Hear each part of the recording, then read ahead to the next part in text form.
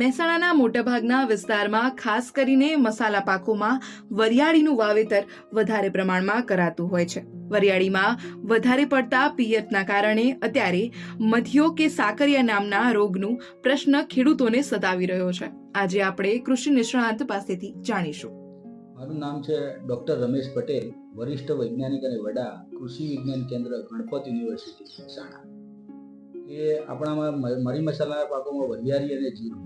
તો વરિયાળી અને જીરુંમાં એક સાકરીઓ વરિયાળીમાં જેથી ભેજનું પ્રમાણ વધે એટલે આવે છે, એટલે પિયત તો ટાળવું જ જોઈએ.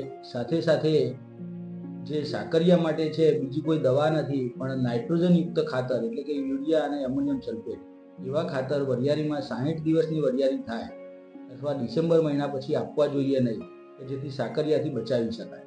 અને બીજું, વરિયાળીના પાકને જો પાટલામાં પાણી એક પાટલો છોડી અને એક પાટલામાં આવે તો પાણીની 50% બચત થાય છે અને સાથે સાથે આપણે સાકરિયા અને કાળિયા રોગને ઓછો કરી શકાય છે.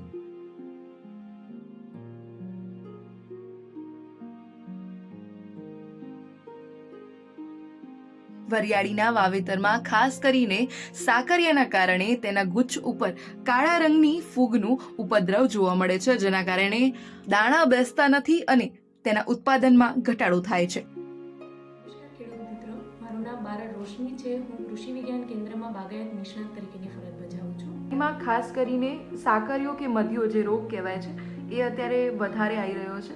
તો પહેલા તો એ રોગની જાણકારી આપો કે આ રોગ શું છે અને વાસ્તવમાં રોગ છે કે શું? હવે આપણે જે વરિયાળીમાં મથિયો આવે છે એ કોઈ રોગ નથી, પણ એક છોડની દેહધાર્મી વિકૃતિ છે. એમાં શું થાય છે કે ફૂલમાંથી ચીકણો મધ જેવો પ્રવાહી વહે છે, જેમાં શું થાય છે કે બહારની ફૂગ અને મોલ્ડનો વિકાસ થાય છે. એટલે તમે છોડ જો તો એકદમ કાળાશ પડતો થઈ ગયો હોય એવું લાગે છે. તો વધારે પડતું પિયત અને વધારે પડતા નાઇટ્રોજનયુક્ત ખાતરોનો ઉપયોગ કરેલો હોય તો આ મથિયા ટાઈપનો રોગ હોય એ આવી જાય છે.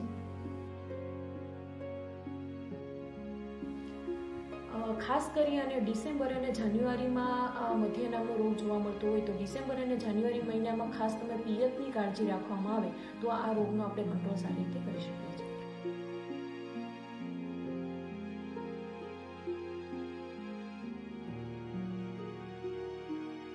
સાકરિયો એ છોડની દેહધાર્મિક પ્રક્રિયા છે, પરંતુ સાકરિયાના કારણે વરિયાળીમાં કાળા રંગની ફૂગનો ઉપદ્રવ જોવા મળે છે.